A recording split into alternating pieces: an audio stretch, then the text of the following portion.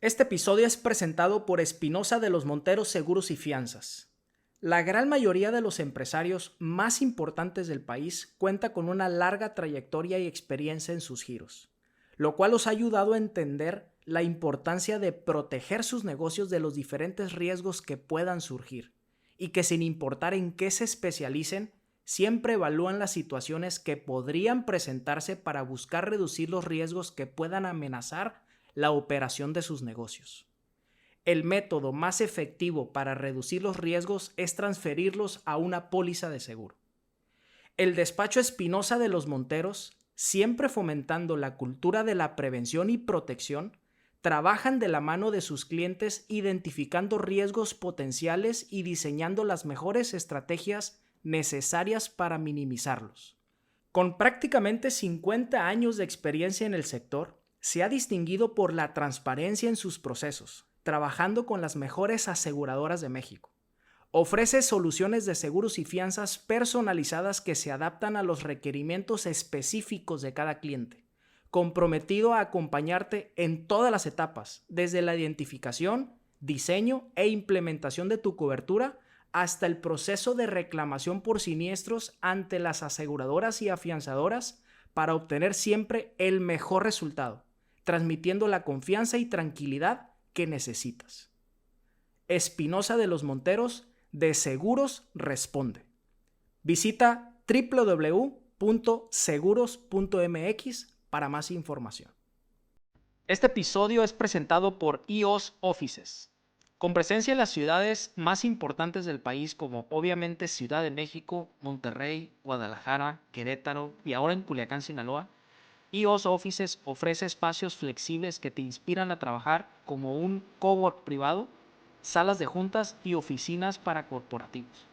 Cada uno de estos espacios están destinados para darte a ti como usuario una serie de experiencias que van más allá de solo trabajar, sino también para generar un sentido de pertenencia dentro de una comunidad empresarial. EOS Offices busca empresarios como tú para enriquecer la comunidad de negocios que se ha formado en México y próximamente en América Latina. Visita las instalaciones, están ubicadas en Plaza Ceiba de Culiacán, Sinaloa, o visita www.iosoffices.com para más información. Bienvenidos todos al episodio número 18 de Ganar Podcast. En esta ocasión me tocó platicar con Tobías Ricardo Lozano. Encuéntralo en Instagram como @tlsolorza.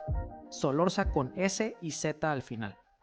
Tobías es ex CTO y miembro del Comité Ejecutivo de Refrescos El Manantial, empresa de refrescos 100% sinaloense y fabricante de Tonicol, su producto estrella.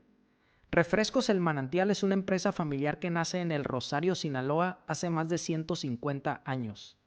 Es la segunda marca comercial más antigua del estado y es la marca de refrescos más antigua de Latinoamérica. Y Tobías es uno de los miembros de la tercera generación del grupo. Es ingeniero mecánico administrador por el TEC de Monterrey, tiene una maestría en Administración de Empresas Globales, otra maestría en Innovación para Negocios y un diplomado en Empresas Familiares por la Universidad de St. Gallen en Suiza. Tobías me platicó la historia de Tonicol. Platicamos también de empresas familiares, de liderazgo, de innovación y de cómo competir contra las 50 empresas más grandes del mundo. Espero les guste y los dejo en este episodio con Tobías Ricardo Lozano. Tobías Ricardo Lozano, muchísimas gracias por aceptar mi invitación. Te agradezco que estés aquí, mi estimado. ¿Cómo andas? Contentísimo, la verdad es que agradecerte esta oportunidad. Para nosotros es un honor, digo yo, decirte que soy fan de tu podcast. Gracias. Y me ha gustado mucho el formato, la gente que ha venido, gente de mucho valor para Sinaloa, gente que está transformando Sinaloa en muchos aspectos, en muchos ámbitos, ¿no? Y decirte que me siento muy contento de estar aquí con ustedes el día de hoy. La verdad es que creo que para mí es gratificante poder el día de hoy dialogar contigo y que esté dentro de esa lista de empresarios, quizás no como tan fuerte como muchos de ellos Sí en lo el eres, sí punto lo de eres. vista, Pero sí, la parte de nosotros que nos hace resaltar es el tema de la longevidad de nuestra empresa, ¿no? Que somos una empresa de las más antiguas de Sinaloa. Tonicol es hoy por hoy la segunda marca más antigua de Sinaloa y eso nos llena de mucho orgullo, ¿no? Que será ahorita ya son 143 años de Tonicol. Entonces, eso nos enorgullece, pero también es un reto para nuestra generación y lo que viene hacia adelante, ¿no? Ahorita vamos a desempacar la historia completita, ¿no? Por más que quise buscar la historia de Tonicol en YouTube, en internet, me encontré con fragmentos muy cortitos. Ahorita Sí. quiero que me cuentes de la historia completa, pero antes de iniciar, todo el mundo conoce Tonicol. Todos los sinolenses han probado Tonicol. Yo soy fan de Tonicol, la neta. Pero antes que me cuentes la historia, ¿quién eres? O sea, que me platiques quién eres. Tobías, ¿cómo te dicen? ¿Tobías o Ricardo? Mis amigos de toda la vida del colegio y mi círculo muy, muy cercano, mis familiares o amigos de toda la vida me dicen Richard. Así. Y eso es porque mi abuelo me bautizó como Richard. Tenía ese sentido a veces como de dar nombres. Y él me bautizó como Richard porque mi papá es Ricardo. Entonces como que para no confundirse, me empezó a decir Richard y Richard. Y se me quedó y toda la familia, mis tíos, mis primos, mi mamá, mi papá, o sea, todos me dicen Richard. Mis amigos de la primaria y del kinder, que son pues tus primeros amigos, también me dicen Richard. Ya cuando entré a la prepa, que migré del Rosario a Mazatlán a hacer la prepa, ahí mis amigos ya me empezaron a decir Tobías, porque era el primer nombre. Y de ahí me empecé a quedar yo con el Tobías. ¿Por qué? Porque me gusta. Mis amigos de la prepa y amigos de la universidad me dicen Toby, ¿no? O sea, que es medio raro porque, bueno, mucha gente lo usa como nombre para mascota, el Toby, ¿no? Se escucha fresón el Toby. Pero me gusta a mí mucho el Toby, me lo empezaron a decir, aunque mi mamá decía, no, que no te digan Toby porque se escucha como perro, cabrón. O sea, no, la verdad, o sea, yo estoy hablando muy en serio. Mi mamá le repatea que me digan Toby. Pero a mí sí me gusta que me digan Toby, mis amigos de la prepa y de la universidad y de la maestría me dicen Toby. Entonces, como que ahí vamos. Y ya en el mundo empresarial, Tobías, me he quedado con el Tobías. Le he dado ese honor a mi papá de que él sea Ricardo y yo Tobías. Como los dos somos, más bien los tres, porque mi hijo que tiene 8 años también es Tobías Ricardo, o sea, tercero. Siempre le digo, ojalá y te toque la misma suerte que a Bill Gates, que era Williams H. Gates tercero y es multimillonario. Le digo a mi hijo, a lo mejor si tú eres Tobías Ricardo tercero, también vas a ser multimillonario como Bill Gates, ¿no? Entonces, siempre le doy esa broma, pero sí, somos 3 Tobías Ricardos. Mi papá es Ricardo, yo soy Tobías y mi hijo, ahora mi esposa lo ha nombrado Tobiitas. Entonces, aunque mi mamá, por ejemplo, y todos mis primos le dicen Richitar a mi hijo, entonces es bien chistoso cómo se van construyendo los nombres, ¿no? Ahorita, antes que me platiques la historia de Tonicol, Tobías, pues ahorita acabas de decir, Tonicol es la segunda empresa más longeva del estado. Sí. Pues tú naciste tomando Tonicol, ¿no? Tú naciste prácticamente en la empresa. Literal nací en las empresas y te voy a contar por qué. Sí, y naciste en el Rosario, ¿no? Y ahí No, vives ahorita. Yo nací en la Ciudad de México. Ah, ok. Pero vivo en el Rosario desde que tengo 2 años. Y he vivido en el Rosario, sigo viviendo en el Rosario orgullosamente. Y creo, me llena de mucho orgullo decirlo. Vivo tranquilísimo Y cuando quiero algo más fresón, pues me voy a Mazatlán o a Culiacán, como ahorita. Pero, pero el Rosario es una gran ciudad, es un pueblo muy bonito, pueblo mágico, que tiene un encanto único, porque tú vas luego a los pueblos, a todos los pueblos de México que vayas, casi, y encuentras que siempre hay una placita donde está la iglesia, el palacio municipal, ¿no?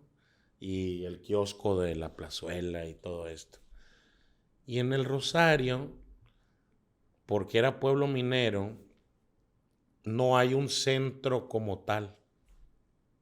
O sea, tú, si vas a Rosario, vas a ver que el Palacio Municipal está por un lado, la plazuela está por otro, la iglesia principal está por otro lado, la laguna del Iguanero, que es uno de los encantos del Rosario, está por otro lado. Entonces, haz de cuenta como que si hubieras agarrado un cántaro y lo hubieras roto y quedaron las piezas disgregadas por muchos lados. Así es el Rosario.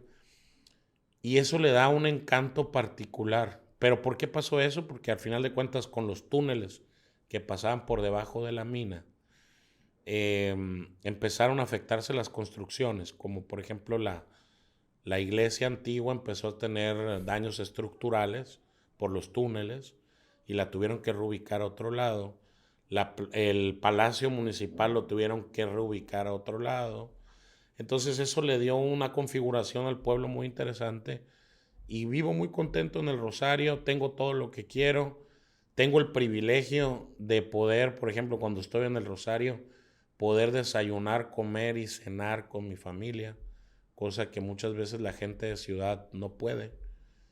Y eso para mí es invaluable, ¿no? El poder ir a ver a mi esposa y a mi hijo, los tres durante las 3 comidas del día es para mí súper, súper importante para el vínculo familiar. Mi hijo pues tiene 8 años, como te decía, y creo que pues ahí nos permitimos siempre estar en convivencia. Y esa unión familiar que mantienes ahorita, me imagino que fue porque tú la viviste también desde niño, ¿no? Sí. Brevemente, Tobías, antes de preguntarte cómo inicia tu Nicole, brevemente platícame cómo fue tu infancia. Pues mira, ahí te voy a decir mis papás, te cuento cómo nací yo. Mi papá era un ingeniero que hacía quality assessments para Orange Crush de México. Y nosotros éramos embotelladores de Orange Crush en el sur de Sinaloa. Sinaloa estaba partido prácticamente en dos para el embotellado del Orange Crush. De la Cruz de Lota hacia abajo, nosotros éramos los embotelladores, y de la Cruz de Lota hacia arriba era la familia Inukai, que que todavía son embotelladores ellos, pero ellos se quedaron solamente con el rubro de agua embotellada. Nosotros hacia el sur hacíamos Orange Crush. Y mi mamá trabajaba con mi abuelo. Mi mamá empezó a trabajar con mi abuelo desde los prácticamente 14 años. En la oficina terminó una carrerita de contador privado que le llamaban, una escuela de monjitas. Y empieza a trabajar con mi abuelo. Y entonces te digo, mi papá era un ingeniero que hacía plant assessments, o sea, te iban a evaluar la planta por Orange Crush de México y ya entonces pues revisaban puntos de, mira, están cumpliendo con la normativa de higiene o tienen todo en orden, los puntos de control de inventarios, control de entradas y salidas de materia prima, hacen revisiones de materia prima, o sea, todo ese tipo de cosas, o calidad del agua. Entonces ahí mi mamá conoce a mi papá como un ingeniero que iba de viaje a la planta y se enamora de él, y después mi abuelo funge como cupido y se terminan casando mi papá y mi mamá. Entonces yo soy un producto del embotellado, o sea, soy otro refresco más. Así lo veo yo, porque al final de cuentas, sin el mundo de los refrescos, yo no estaría aquí. Entonces, se casaron, mi mamá y mi papá tuvieron intentos de embarazos que no fueron satisfactorios, fue algo muy difícil. Y yo fui el último intento y después de mucho batallarle, mi mamá pudo tenerme como su hijo. Vivíamos en la Ciudad de México y con el tiempo mi mamá decide regresar a Rosario porque mis abuelos ya estaban envejeciendo. O sea, y pues no había una hija mujer que estuviera con ellos. Y decide y le dice a mi mamá, a mi papá, ¿sabes qué? Yo tengo que ir a ayudarles a mis papás, ya están mayores. Entonces mi mamá y yo nos venimos a Rosario y mi papá siguió su carrera como ingeniero en diferentes plantas. Estuvo en Crush, luego en Sidral Mundet. Luego Sidral Mundet es comprado por FEMSA. Y mi papá, sus últimos 20 años de vida laboral, paradójicamente, los pasó en FEMSA. Entonces, imagínate la riqueza para mí desde ese punto de vista, porque tenía dos mundos. Con mi mamá toda la parte familiar, los valores familiares, el valor como tal de ser una empresa familiar, eso lo adopté de mi mamá. Pero la cultura corporativa y el aspirar a ser una empresa de mejor nivel y con todo el tema de gobierno corporativo y buenas prácticas o best practices, ¿no? A nivel mundial, todo eso lo aprendí de mi papá, por el ambiente en el que se desarrolló mi papá. Entonces, nos venimos nosotros a Rosario cuando yo tenía 2 años a vivir con mis abuelos, a ayudarles. Y aunque mi papá siempre ha vivido en Ciudad de México, siempre hemos sido muy unidos. Viene muy seguido, todavía prácticamente sigue vigente mi papá trabajando, asesorando otras empresas. Ahora ya se jubiló de FEMSA, pero sigue en la consultoría empresarial, sobre todo en la parte de procesos. Mi papá es ingeniero de procesos, ¿no? Desarrollo de productos, formulaciones. Y sigue apoyándolos, viene muy seguido, 5 o 6 veces al año. Prácticamente pasa medio año con nosotros acá en Sinaloa y el otro medio año lo está intercalando en sus consultorías. Y siempre recuerdo que mi papá en los eventos más importantes de mi vida, tan importantes como el inicio de clases o las navidades o el día del niño o mi cumpleaños, siempre estuvieron presentes mi papá y mi mamá. Y siguen casados, nada más que ya se hicieron muy a la vida. Mi mamá también con su ambiente empresarial y él con sus rollos, crecieron muy aparte. Pero seguí yo en esta situación, muy en comunicación con los dos. Y le agradezco a la vida poder haber crecido así, porque también me ayudó a desarrollarme sin un apego tan emocional, ¿sabes cómo? O sea, a veces mi mamá me dice es que eres muy seco, mi papá también me dice que soy medio seco, pero no es que sea seco, soy un tipo muy sentimental, pero las personas que me conocen sabrán que soy muy sentimental en la soledad, ¿sabes? O sea, no muy show off, ¿sabes? Como ay, es que estoy triste y casi me lo como casi siempre a mi soledad y hasta mi esposa a veces me dice, es que no te dejas ayudar, cabrón. Ya, ¿cómo quieres si no te manifiestas? Pero creo que fue por ese tiempo de que a veces, y le agradezco porque a veces en un ambiente empresarial tienes que ser así, ¿no? Yo creo que si hubiera crecido con otro background, a lo mejor me hubiera traicionado a mí mismo algunas cosas, el subconsciente. Y definitivamente eso me ha ayudado. Ahora sí, platícame cómo inicia esta empresa de 100 y tantos años. Platícame brevemente la historia. ¿Cómo Pues inicia fíjate Tonicol? que nosotros nunca hemos ocultado que mi abuelo no es el creador de la fórmula de Tonicol. El creador de la fórmula de Tonicol es un señor que se llamaba Antonio Espinosa de los Monteros, una de las familias más notables de Sinaloa del siglo XIX, tan notable que incluso él llegó a ser cónsul en Nogales, Arizona, y su hijo, Antonio Espinosa de los Monteros, que se llamaba exactamente igual que él, llegó a ser embajador de México en Estados Unidos en los años 40 del siglo pasado. Entonces ellos, como tenían una conexión muy grande con Estados Unidos, empezaron a ver todo el tema de las sodas. Y ellos tenían una botica en el Rosario que se llamaba la Botica La Sinaloense.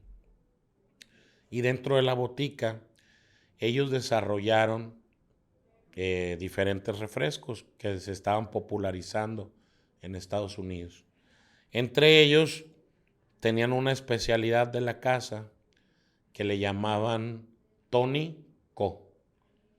Era Tony de Antonio, el diminutivo Antonio, y Co de Company. Entonces, él da de cuenta que agarraba esta botella, la tenía aquí, y en esta misma botella sin etiqueta vendía todos los sabores y tú los identificabas por el color del líquido. Si era oscuro, era el tónico. Si era naranja, pues era uno de naranja. Si era café claro, pues era uno de manzana. Si era rojo, era uno de fresa grosella. Entonces tú los ibas identificando.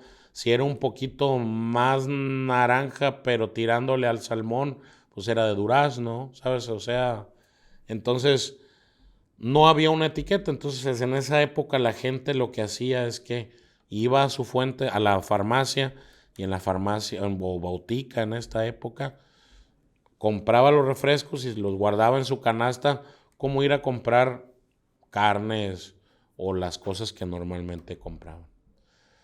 Con el tiempo mi abuelo entra en escena.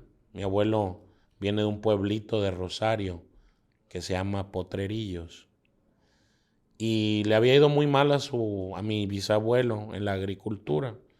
Entonces le dice mi bisabuelo a su esposa: ¿sabes qué? Nos vamos a ir a Rosario porque no tengo dinero, no nos va a alcanzar el tema agrícola para subsistir todo el año. Entonces me voy a ir de empleado de las minas del Tajo en Rosario. Ya me ofrecieron un puesto de velador para estar velando la entrada de la mina, ¿no? Que no entrara cualquiera, y como portero, pues, de la mina. Entonces se van a Rosario. Mi abuelo tenía sueños de grandeza, de estudiar algo. Era un tipo inteligente, un niño inteligente. Pero cuando termina la primaria, su papá le dice: ¿sabes qué, Ángel? Se llamaba Ángel mi abuelo. Tú no vas a poder continuar con lo que tú quieres estudiar. ¿Por qué, papá? Porque tú eres el mayor y necesito que tú me ayudes al gasto familiar. Entonces, tienes que meterte a trabajar. Oye, papá, pero es que yo me quería inscribir al Colegio Civil Rosales, el primer nombre de la UAS aquí en Culiacán. Dices que ya mi amigo Julio Ríos se inscribió al Colegio Civil Rosales en Culiacán, y yo pensé que también yo, y ya mandé mis documentos para inscribirme. Se va a buscar otro trabajo y se va de ayudante de un taxista al ferrocarril. Y en esa época se daba que llegaba el ferrocarril y había alguien que corría a cachar a la gente que bajaba del tren, les cargaba las maletas y las llevaba al taxi. Taxi, yo lo llevo. Entonces iba, recogía las maletas y se iba: sígame. Entonces mi abuelo llevaba las maletas de la gente, las cargaba en el taxi y le conseguía pasaje al taxista, porque en esa época los carros no tenían ignición, ¿no? Tenían una manivela adelante. Entonces, si no estaba el taxista al pendiente, le podían robar el carro. Entonces el taxista no se podía bajar del carro. Tenía que tener un ayudante que fuera a conseguir el pasaje. Entonces mi abuelo hacía eso y un día esperando a su patrón del taxista, no llega un San Lunes. Yo creo que agarró la jarra a su patrón el fin de semana. No llega. Y mi abuelo lo estaba esperando afuera del sitio de automóviles, así le llamaban. Y el sitio de automóviles estaba justo afuera de la botica sinaloense, donde estaba la fábrica de Antonio Espinosa de los Monteros. Entonces mi abuelo estaba sentadito ahí esperando, y así como dice la canción, y nos dieron las 10 y las 11, ¿sabes? O sea, y no llegaba su patrón. Entonces en eso ya se iba desilusionado mi abuelo por día perdido, cuando en eso sale alguien de la botica y le dice, oye chavo, ¿quieres trabajar? Sí, dígame qué hay que hacer. Te he estado viendo toda la mañana que estabas ahí, y le dice, pues sí, hombre, estuve esperando a mi patrón, pero no llegó. Trabajo con un taxista aquí para traer pasaje del ferrocarril, pero no llegó. No, hombre, no te preocupes, le dice, yo tengo chamba aquí, vente a trabajar. Y lo jala al interior de la botica y le dice, mira, te voy a presentar a esta persona, se llama Juanito, Juanito va a ser tu jefe. Y ya Juanito le dice, mira, vente, ¿ves esta tina? Sí, llénala con agua hasta este nivel, ¿ok? Ahí está mi abuelo llenándola, ¿no? Y él dice, oiga, ya la llené a donde me dijo. Bueno, le dice, ¿ves todas estas cajas o estos envases de refresco? Sí. Pues échalas a la tina, agarra escobillones y ponte a lavar botellas. Ese es el origen de mi abuelo en los refrescos. Un día desafortunado que no se presenta, o sea, por eso te digo que a veces las casualidades no existen. Es correcto. No llega a trabajar su patrón y de ahí se enrola mi abuelo en el mundo del embotellado. Empieza lavando botellas, después conoce más sobre la preparación de los jarabes, luego empieza a conocer de ventas, luego empieza a conocer de administración, porque empieza a crecer dentro de la empresa, porque como te digo, era un tipo inteligente mi abuelo, solo que pues por su situación familiar no tuvo la oportunidad de continuar o de haber estudiado algo, pero de que era brillante lo era, ¿no? Entonces, un día el dueño de la fábrica le dice, sabes, tengo también una fábrica en Mazatlán y necesito que vayas a administrármela. Y se va mi abuelo entonces a Mazatlán, pero estando ahí en Mazatlán, su hermano menor, o sea, el hermano menor de mi abuelo, sufre un accidente jugando básquet y se rompe la pierna y lo tienen que amputar la pierna porque se le gangrenó. Entonces, mi abuelo le manda un telegrama a su patrón de, oye, me urge, voy a Rosario, porque mi hermano sufrió un accidente. Y entonces cuando ya se quiere reincorporar a la empresa, con la sorpresa de que ya lo había despedido el dueño de la empresa. O sea, que te das cuenta que dices, caray, pues no era como que me dejé el negocio al garete, ¿no? Era realmente una urgencia, pero no lo entendió así el dueño y pierde el empleo. Pero con el tiempo entro a trabajar a otra fábrica que había en el Rosario de refrescos que se llamaba La Azteca. Y te preguntarás, ¿por qué en Rosario habría dos fábricas de refrescos? Bueno, porque si analizamos, hace 100 años, que es más o menos el tiempo que te estoy contando, 1923, mi abuelo entra a trabajar en 1925 con los Espinosa de los Monteros. Hace 100 años, Rosario era la tercera ciudad más importante de Sinaloa, solamente por detrás de Mazatlán y de Culiacán. O sea, Mazatlán tenía una población de 24,000 habitantes Culiacán andaba sobre los 16,000 y el Rosario andaba sobre los 12,000 habitantes. Muy cerca. Muy cerca. Entonces también por eso dices tú, ¿cómo es posible que haya habido un cuate que también fue embajador de México en Estados Unidos que era de Rosario? Bueno, porque Rosario era una ciudad importante hace 100 años. A veces lo referencio porque la gente no logra entender. Quieres ver como el Rosario que es ahorita, que es un pueblo pequeño, pero hace 100 años era una ciudad muy importante, que nos fuimos quedando cuando se da todo este desarrollo hidroagrícola del norte y centro de Sinaloa, cuando construyen la primer presa de Sinaloa, que fue la Sanalona, que la tienen aquí prácticamente. Esa presa es el parteaguas para cambiar la historia económica de Sinaloa, porque hay un éxodo de gente que se viene a trabajar al centro y al norte con la bonanza agrícola. Y en el Rosario vienen a menos las minas. Te cuento esto porque va a ser muy importante. Vienen a menos las minas de tal suerte que se forma una cooperativa en el Rosario que se queda con las minas, que desplaza a los dueños de la mina, un sindicato pues, y las minas truenan en 1945. Y es ahí donde viene el estancamiento de Rosario. Se acaban las minas, la gente se viene al norte por el tema de las obras agrícolas, de las presas y la agricultura y la bonanza, y se estanca el sur-sur, como le llamo yo, al sur de Sinaloa. Pero bueno, entonces mi abuelo deja de trabajar con los Espinosa Monteros, entra a trabajar con Enrique Castañeda en la otra fábrica que había en Rosario. Y una vez trabajando con Castañeda se encuentra al hijo de Antonio Espinosa de los Monteros, a uno de los hijos, que se llamaba Joaquín.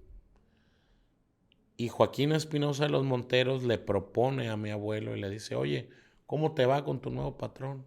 No, bien. Te iba a sugerir yo algo. ¿Por qué no nos fusionamos y hacemos una sola embotelladora? Le dice, oye, pero no creo que tu papá quiera. Me corrió a mí y no puede ver a mi patrón porque es su competencia, ¿no? No, tranquilo. O sea, mi papá ya no tiene nada que ver aquí. Soy yo. Me dejó a mí la embotelladora. Y yo soy el que te está proponiendo que nos fusionemos. Porque te voy a decir algo, chatis, porque así le decían chato a mi abuelo. Pero le decía chatis a mi abuelo. No es para mí, cabrón. La embotelladora no es para mí. Yo soy para otras cosas. Y la verdad es que tengo ganas de irme a Nogales. Y tener la embotelladora es muy complejo, le dice Joaquín a mi abuelo, porque es demandante de tiempo, es demandante de capital. Y no es para mí este negocio. Entonces, yo preferiría que nos fusionáramos y que pues yo nomás recoja los dividendos de mi inversión, ¿sabes? O sea, y tú la administras, la fábrica y todo. ¿Sabes?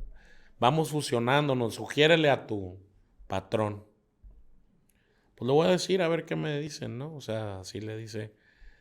Y llega mi abuelo con su patrón y dice, oiga, patrón, fíjese que me encontré a Joaquín, el hijo de Antonio Espinosa de los Monteros.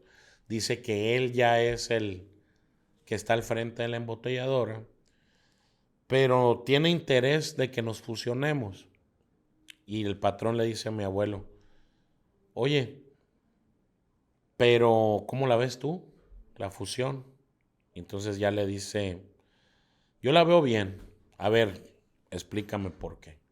Y es donde yo veo que la mentalidad empresarial de mi abuelo sale, ¿no? O sea, notarse que a veces no necesitas tanto background ni siquiera en una escuela de negocios. Cuando eres bueno para los negocios, lo tienes en la chispa. Y mi abuelo entonces le dice, mire, Para empezar, vamos a tener un ahorro en todos nuestros costos y nuestros gastos. ¿Por qué? Porque en una sola embotelladora vamos a hacer los productos que hacíamos de nosotros y los de ellos. Y dos, vamos a poder seleccionar las mejores marcas, tanto las de ellos como las de nosotros. Si ellos tienen una marca, tienen un sabor muy bueno, que es el tónico, pues lo traemos. Y usted tiene este que es mejor, pues le decimos, no metemos tu fresa, vamos a meter la de nosotros. Entonces, nos llenamos de puros, un portafolio de productos de puro producto líder, que sabemos que son los líderes en la región.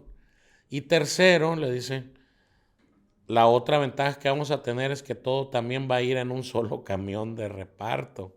En lugar de tener 2 camiones, vamos a tener un solo camión de reparto con los productos líderes, y el otro camión que nos sobra, pues lo podemos mandar para Escuinapa o para otro lado. O sea, entonces vamos a duplicar nuestras ventas automáticamente, porque con los mismos recursos que tenemos vamos a tener el doble. Entonces, lo convence mi abuelo con esos argumentos al señor, se fusionan, hacen la embotelladora. Con el tiempo se muere Joaquín. Ya había muerto el papá, el patrón de mi abuelo, y luego muere Joaquín, porque como tiene complicaciones de un cáncer o no recuerdo bien qué enfermedad, pero se complica. Pero él tenía una peculiaridad, tenía 2 esposas. Con una estaba casada por la iglesia y con la otra por lo civil. Y la del civil le dice a mi abuelo, ¿sabes qué? No nos interesa el negocio, quédatelo. La parte de nosotros te la puedes quedar. Y le dice mi abuelo, oye, pero no tengo dinero. No, hacemos un convenio de pagos a cierto tiempo, y de lo mismo que va generando el negocio, pues nos vas pagando como una renta, ¿sabes? O sea, y con el tiempo aprovechan la misma recta el cuñado de mi abuelo y el otro chavo, Popo Castañeda. Pues Ángel, ¿sabes qué? Creo que vamos a hacer lo mismo que la señora Espinosa de los Monteros. También nos vamos a salir del negocio. Oye, no me digas eso, cabrón. Si ustedes son mis socios capitalistas, me van a dejar sin flujo, ¿no? O sea, ustedes me hacen fuerte con su capital ante los bancos y no, no nos interesa. Mira, se está formando ya el sindicato de la empresa. Vienen las marcas transnacionales muy fuertes, Coca y Pepsi. ¿Qué futuro puede llegar a tener la embotelladora de nosotros? Le dicen los demás socios. Vamos directo al fracaso. Vamos a tronar. Entonces, más vale aquí corrió que aquí murió.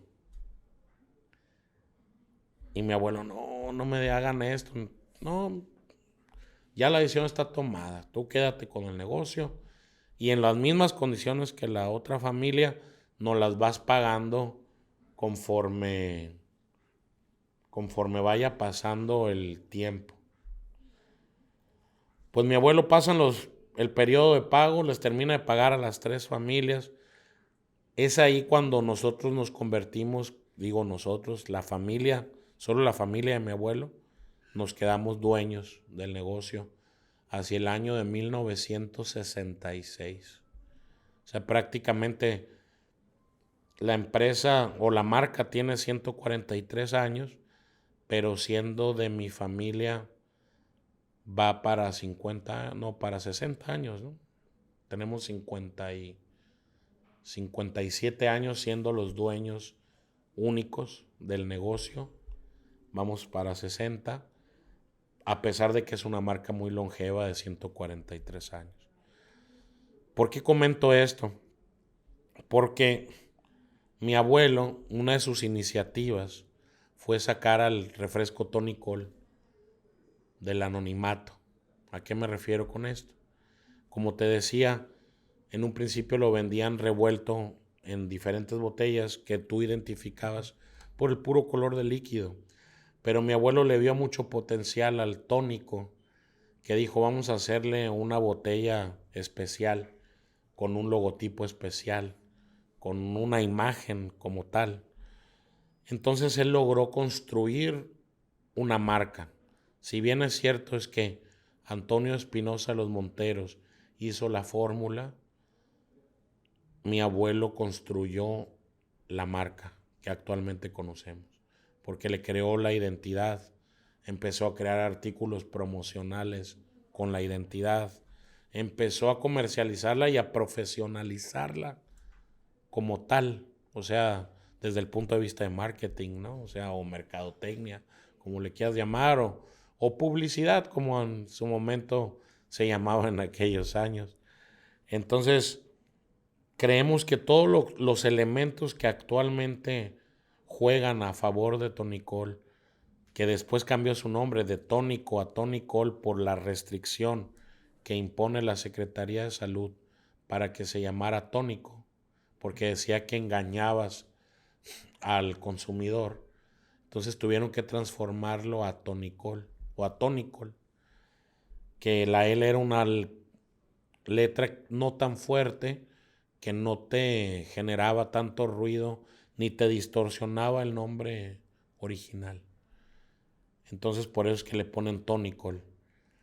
Pero la gente del sur de Sinaloa, norte de Nayarit, le sigue llamando tónico al Tonicol o al Tonicol. Hay una duda, así como decían muchos que no sabían, en conocido restaurante aquí que estuvo contigo también, que si es el Panamá o la Panamá. Aquí con nosotros la gente no sabe si es Tonicol o Tonicol, ¿no? O sea, yo te puedo decir que es parecido como con mi nombre. La gente del sur de Sinaloa lo va a llamar Tonicol y la gente de fuera lo ha bautizado como Tonicol. Yo le digo Tonicol, te soy sincero, yo Sí, le digo Tonicol. Pero así también he es. escuchado que otras personas le dicen Tonicol. Entonces, Sí. de las dos maneras se escucha padre. Pregunta todavía es que se me acaba de ocurrir. Sí. Hace muchos años, estando yo en la primaria, secundaria, escuché de diferentes personas y diferentes fuentes una leyenda, un mito, hablando del corporativo de Coca-Cola, ¿no? Ajá. Que según 2 personas a nivel mundial, únicamente 2 o 3 personas se saben la receta de Coca-Cola. Sí. Que guardan, que la receta de Coca-Cola es el activo más importante de la empresa y que lo guardan con mucha secrecía, ¿no? Sí. ¿Hay algo parecido? Bueno, pregunta si eso es cierto. Tú que te mueves en el ambiente de los refrescos, si es cierto. Y 2, si ustedes guardan la receta de Tonicol así con esa secrecía, ¿y quiénes se saben esa receta? Mira, ese mito de Coca también lo he escuchado yo muchas veces. Creo que sí hay una fórmula original que nada que ver con la original, con la actual de Coca-Cola en este caso. Tan solo porque esa sí tenía hoja de coca, ¿verdad? O sea que Literal. ahorita literal sería prohibido tomar una cosa de ese estilo. ¿Por qué? Porque era un brebaje que tenía la intención de curar el dolor y muchas cosas de este estilo. Sí hay una fórmula original de ellos, pero yo creo que con el tiempo, en el imaginario de la gente, lo más fuerte o lo que prevalece es la marca. La marca. Y te voy a poner un ejemplo. Aunque sí separan ellos su producción de concentrados, por ejemplo, el componente número 1 lo fabrican en Irlanda y el componente número 2 lo fabrican en Brasil y creo que otra parte en Estados Unidos, y todo se conjunta y se hace al final lo que es Coca-Cola. Al final de cuentas, pues también existe el tema, y que tú lo debes de ver en redes, donde dicen que no sabe igual una Coca-Cola de Estados Unidos a una de México. Y es real, o una ¿no? de... Porque varía mucho el tema del agua, El agua.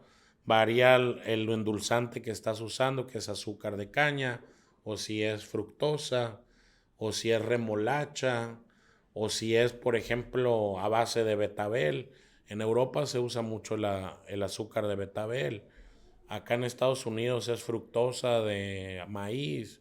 en los países tropicales como México y Centro y Sudamérica, lo popular es el azúcar de caña. Entonces, al final de cuentas, ¿qué es lo que venden? No, si ese fuera el caso, pues todo el mundo quisiera tomar siempre Coca-Cola de México, ¿no?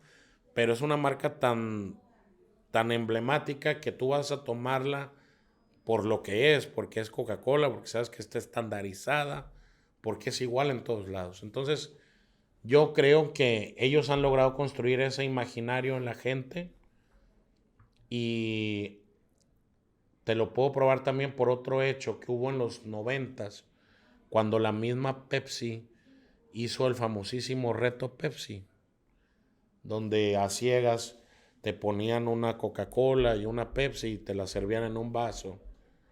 Tú lograbas identificar muy bien cuál era una Coca-Cola y cuál era una Pepsi.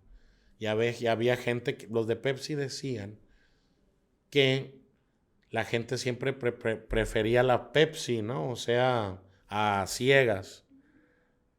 Quizás sí, porque es más dulce que una Coca-Cola. La Coca-Cola tiene un sabor más a más a caramelo, mientras que la Pepsi es un sabor más a canela, ¿sabes? O sea, y puede ser que la gente a ciegas te escoge a una Pepsi, pero si tú las pones las dos, aunque sepas que la Pepsi es más dulce que la Coca, va a haber gente que va a seguir tomando una Coca-Cola. ¿Por qué? Porque han construido una marca. Y yo creo que nosotros en el caso de Tonicol también ha pasado eso. Hemos construido una marca con el paso del tiempo que actualmente puedo considerar que es muy fuerte y nos dimos cuenta de eso a la mala en el año 2021 cuando quisimos hacer un Tonicol universal. No sé si te enteraste, ¿no? La neta no, platícame de esa. En el año 2021, con el tema de los sellos de la Secretaría de Salud, Sí. bueno, más bien octubre del 2020 empezó todo esto, con los sellos de la Secretaría de Salud de los octágonos. Nosotros quisimos hacer una fórmula de Tonicol que no tuviera los sellos. Y fue la tarea tanto de ver la normativa, investigar ingredientes a nivel mundial para poder cumplir con esto y que no tuvieras problemas con la normativa, porque una parte muy importante para nosotros dentro del consumo de tonicol son los niños. Los niños les encanta el tonicol por su sabor suavecito, por su sabor a vainilla, a caramelo, ¿sabes? ¿Qué es el tonicol? Al final de cuentas, es lo que en Estados Unidos le llaman cream soda. O sea, muy enfocado por eso es que hay mucha gente que dice que es un elixir el tomar el tonicol con ice cream float, que es poner una bola de helado de vainilla con un tonicol en un vaso o en una de estas como las de los banana split así alargadas y estarte comiendo la nieve chopeada con el tonicol. Es un cream soda. Entonces, en el 2020 quisimos hacer esta fórmula universal y la visión, uso la palabra universal porque nuestra visión era que fuera un tonicol para todo mundo, que lo pudiera tomar un niño, que lo pudiera tomar un diabético, que lo pudiera tomar un gordito o que lo pudiera tomar al que le encantan las cosas súper dulces y súper hipster, ¿no? O sea, o la gente muy de nicho. Queríamos hacer una fórmula para todos y convertirnos en el único refresco para todos, que cualquier persona lo pudiera tomar. Porque pues ahorita tú sabes pues que hay la versión light y que la versión sin azúcar y que la versión, no sé, con algo. Entonces nosotros decíamos, ¿por qué no puede haber una versión universal que sea para todo el mundo? Y ese fue el enfoque. Sin embargo, por los temas de la normativa que teníamos que salir cierto tiempo y esto, empezamos a sacar una versión de Tonicol universal, sin sellos y sin leyendas, que no estaba tan perfeccionada. Y nos faltó como recibir un poquito más de consumer insights antes de haberla sacado, y yo asumo ese error. Fue proyecto tuyo. Un proyecto Fue mío proyecto tuyo, y fue un Tonicol error Universal. mío y fueron, la verdad, tiempos en los que cuando te contaba de la soledad y todo esto, pues se me echó toda la familia, se me echaron los consumidores de Tonicol, se me echaron los empleados, la verdad, hasta mi esposa, ¿no? Y todo el mundo. Aunque mi esposa sí, no, pues sí, pues ¿qué vas a hacer? Pues hay que tratar de hacer esto. Todo el mundo, entonces ahí estuve solo. La única persona que medio me apoyaba era mi mamá, ¿no? Porque bueno, pues ya la regó este cabrón, pero pues hay que apoyarlo. Entonces, pero sí Oye, fue muy difícil a enfrentar a eso, y te digo que aprendí muchísimo.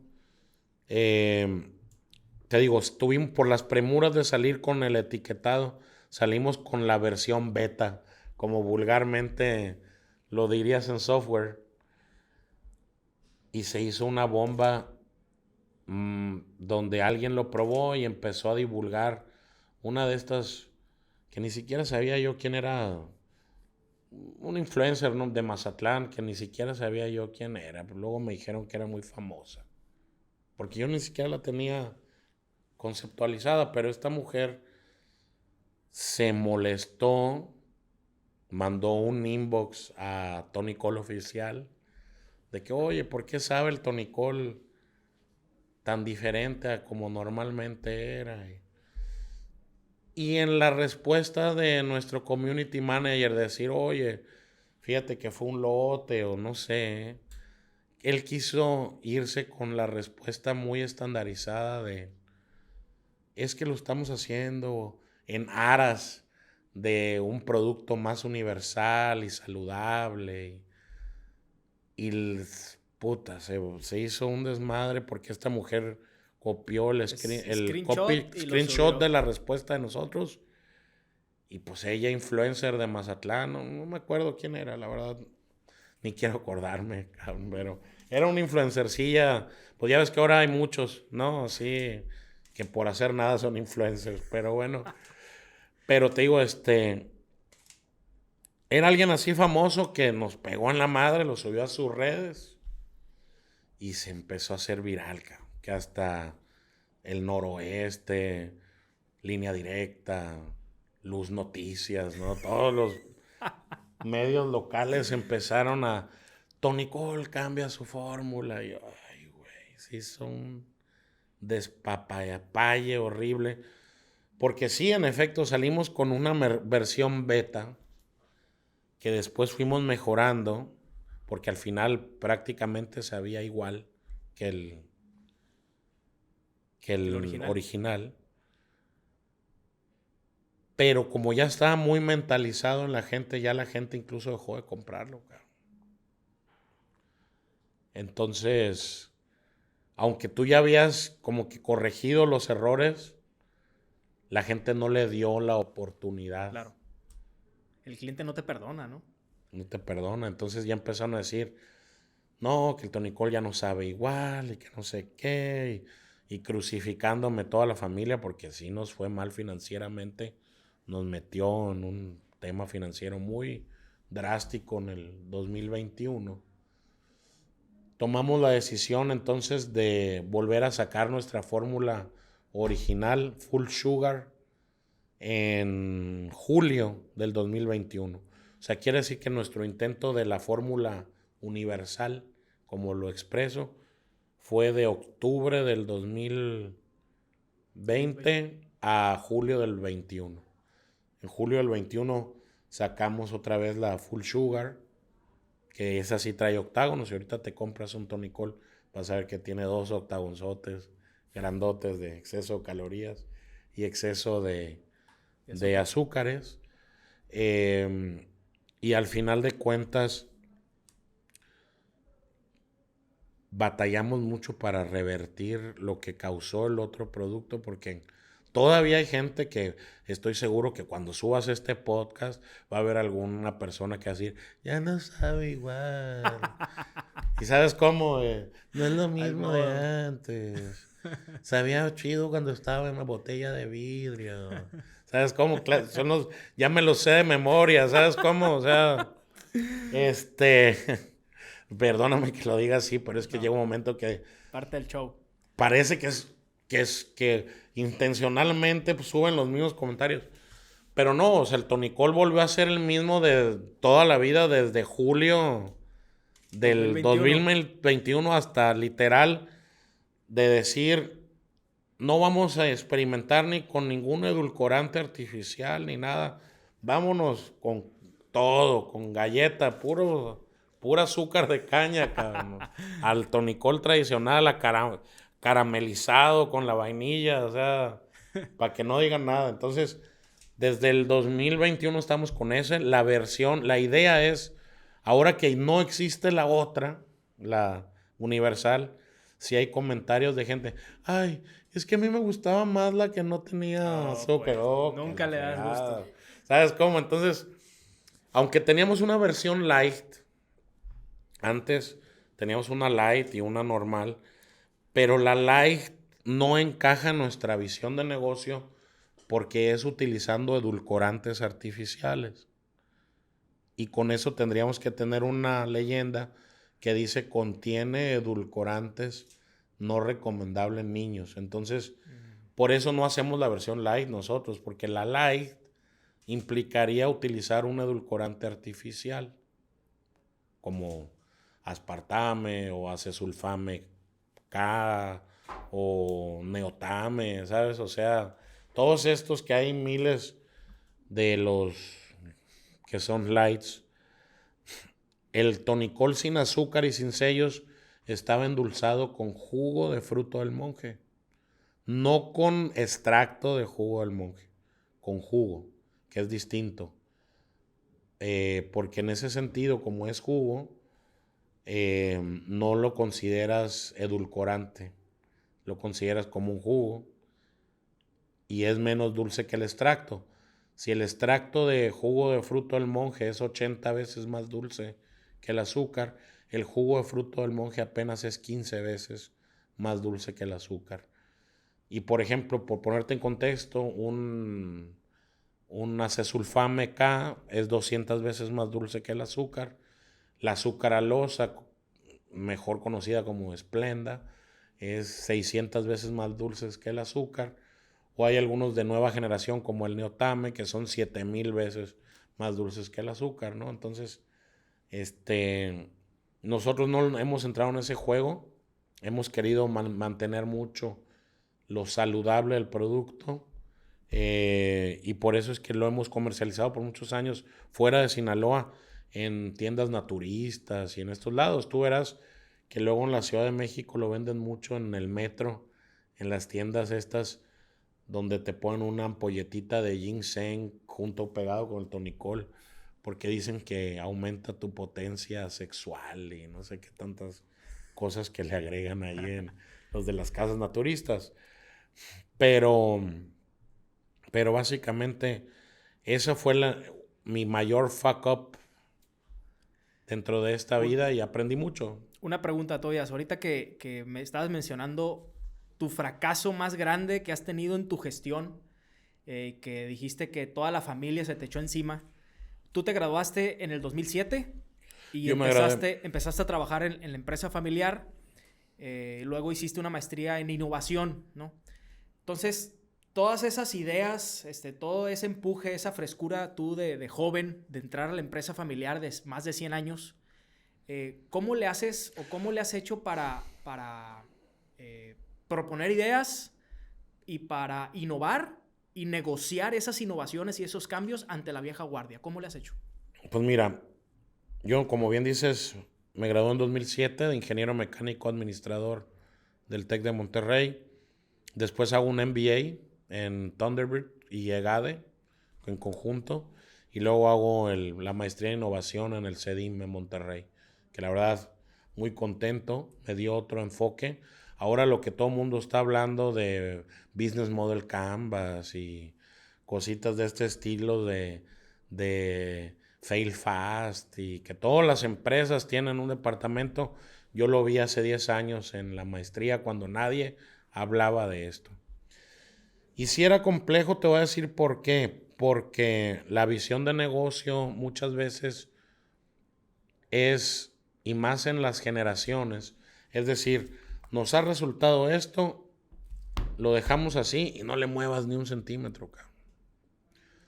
Pero al final de cuentas sí te fijas que van cambiando los hábitos de consumo de la gente. Yo, por ejemplo, veo que mi hijo, que tiene 8 años, ya no toma cosas tan dulces. Le gusta mucho tomar agua natural o, por ejemplo, le gusta el tonicol, le fascina, eso sí, Vale. pero claro, pero te digo, pero por ejemplo, también él a veces luego me dice, no, ¿sabes qué? Es que quiero, pues, una bebida no de hidratante, como suero o una bebida para deportistas, ¿no? O sea, que son dulcecitas, pero como también tienen electrolitos o sales, pues no son tan dulces como a lo mejor un jugo, por así decirte. Y le digo, oye, espérate, esas bebidas está bien que las tomes, pero después de que vienes a entrenar básquetbol o algo, ¿no? O en el recreo, cuando en Sinaloa, a mera hora el recreo, pues corren los niños y sudan mucho, pues sí le ponemos una bebida hidratante en el lonche, ¿no? Veo ese cambio de hábito en los niños.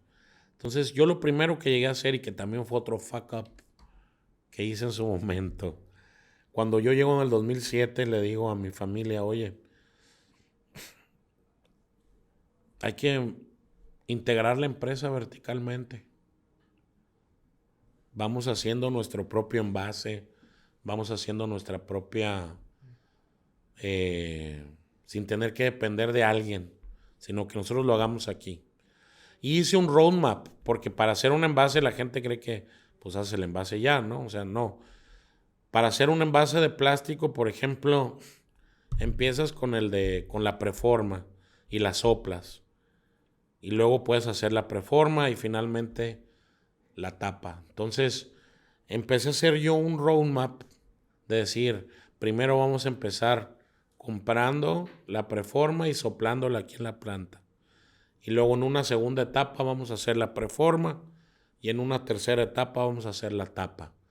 Pero entonces vamos a tener todo el proceso y vamos a ser dueños de todo el proceso sin tener que depender de nadie. Ese roadmap lo trazamos.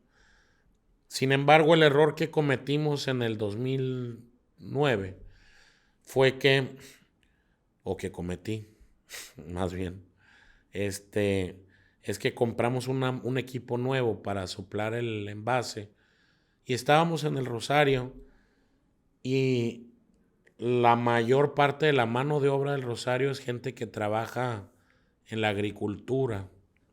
Entonces, no estaban muy ambientados o no estaban muy capacitados para trabajar con temas de alta tecnología. Y entonces es cuando tú te das cuenta el rezago en temas de capital humano que tiene todo Sinaloa, no solamente el Rosario. En general, Sinaloa tiene un tema de capital humano muy fuerte en los niveles esos de operadores de equipo especializado. Y ahora tú ves que hablan mucho de la manufactura y de la industrialización y que vamos por la industrialización, pero el primer paso no está consolidado, que es el tema del capital humano, ¿no? Entonces a mí me tocó ver esto, entonces nuestra curva de aprendizaje fue larguísima con el equipo nuevo que teníamos que estar pagándolo en euros porque era una máquina europea. Entonces se nos hizo muy largo y echábamos a perder muchos envases y muchas cosas. Y no resultó en un inicio tan rentable como lo habíamos pronosticado la fabricación hasta que superamos el tema de la curva de aprendizaje, que en el modelo de retorno de inversión del famoso ROI, yo no había contemplado esa curva de aprendizaje. Y es dinero, ¿no? Y es dinero. Entonces nos hizo perder algo de dinero y ahí otra vez la familia se echó. Es que le hicieron caso a este güey porque nos embarcó en tener maquinaria y no era el momento. Y bueno, como siempre, en la zona de confort de decir, si funciona no le muevas, ¿no? Entonces me tocó experimentar eso en el 2009. Sin embargo, yo siempre he tenido esa inquietud por innovar y por eso hice la maestría en el CEDIM sobre innovación. Tuve la fortuna de tener compañeros muy brillantes que actualmente son hasta maestros y dan TED Talks sobre temas de innovación. Y también maestros muy buenos, porque en esa época todo el staff que daba el programa del CEDIM era gente que venía de Stanford, en Monterrey.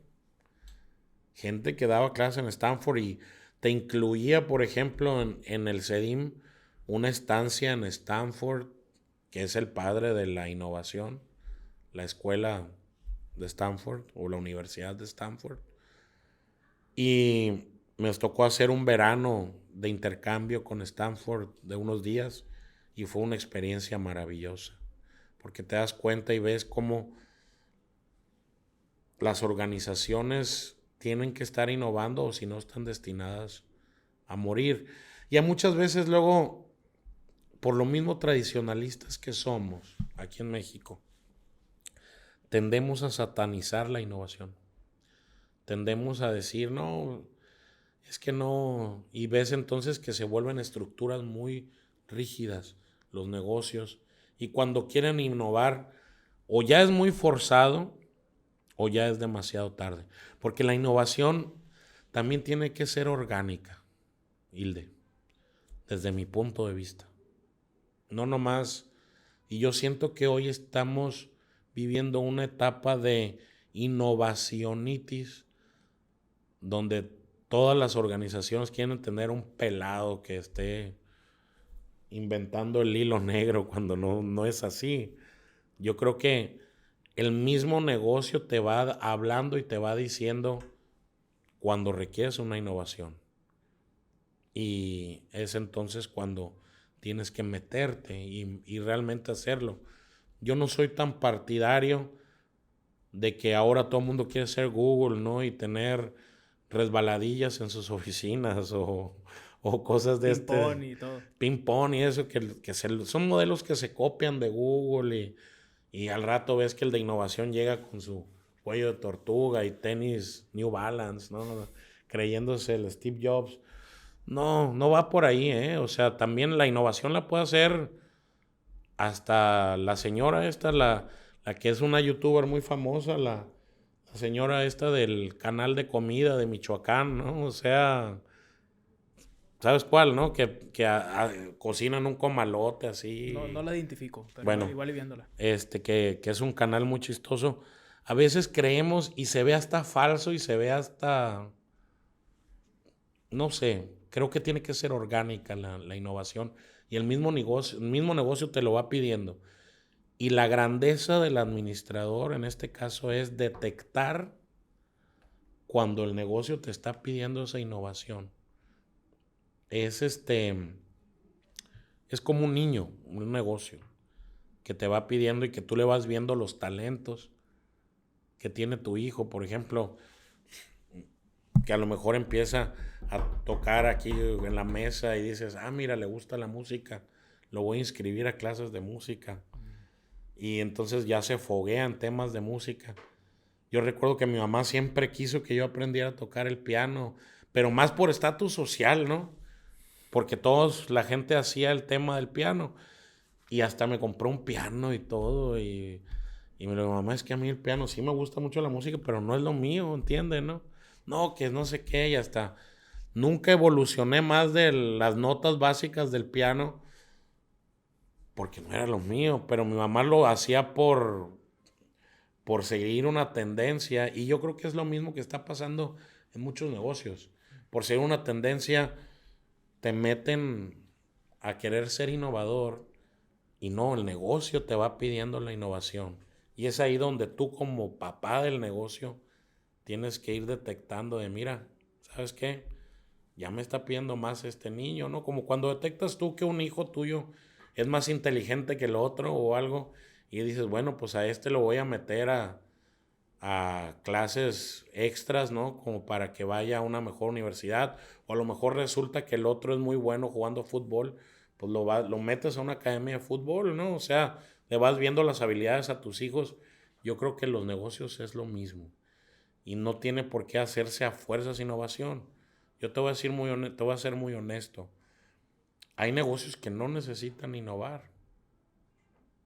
Porque meterte a innovar le rompes todo el tema del ciclo del negocio, ¿no? Y su vida y su manera de hacer. En cambio, hay negocios que tienen que estar innovando todos los días, porque si no se mueren. Pregunta, tú fuiste el encargado durante varios años, el CTO de la empresa, ¿no? Sí. El encargado de la tecnología, el encargado de la innovación. eh, y pues en una empresa de ciento y tantos años, yo creo que sí es necesario. ¿Cuál ha sido el reto, hablando de innovación? ¿Cuál ha sido el reto más difícil que te tocó enfrentar o implementar dentro de la empresa? Lo más difícil dentro de la innovación es que se la crea toda la organización. O sea, hay una frase muy interesante en inglés que dice que la cultura de una organización se come a la innovación de desayuno, ¿no? O sea, se lo desayuna, ¿no? Culture eats innovation as breakfast o algo así. Búscalo en internet o algo así. Eh, y lo que pasa es que a veces la gente está tan metida en su rollo de la ceguera de taller, de hacer lo mismo todos los días, que cuando les quieres sacar de un paradigma, pues te das cuenta que no lo aceptan del todo. Y eso es lo más difícil, porque a veces ni siquiera los mismos propietarios del negocio lo entienden. Y por esto te lo digo por mi mamá, mis tíos. Yo en mi mamá siempre tuve un apoyo crucial para mis proyectos. Yo creo que el amor de madre hacía que ella abogara por mí con mis tíos y que aparte que te digo que es una mujer muy enérgica, eso me facilitó mucho el tema de los caminos de la innovación en el negocio. Pero muchas veces era remar contracorriente y no te estoy hablando solamente de los trabajadores, sino en mi familia en general, ¿no? Qué interesante lo que dices, ¿eh? Nunca lo había visto de esa manera. ¿Y cómo le han hecho ustedes como empresa? Pues viven en una, ahorita lo platicábamos fuera de cámaras, ¿no? Que el Rosario es una mini ciudad y que si todo Sinaloa carece de capital humano especializado en tecnología, pues una mini ciudad como el Rosario, no sé cuántos habitantes tenga, unos 30,000 habitantes, 40,000, Todo el 50. municipio debe andar como en unos 60,000, de los cuales la mitad viven en el Rosario, ciudad de 30,000. Ajá, ¿cómo le haces para transmitir esa cultura de innovación y para que la gente acepte esos nuevos cambios? Pues muchas veces es también imponiéndote, ¿no? O sea, en el tema de que tú tienes, a ver, este es el procedimiento y me vale madres, o sea, hay que hacerlo. Yo me acuerdo, porque no solamente hemos innovado en temas de producto y en procesos, también en temas, por ejemplo, de tecnologías de información.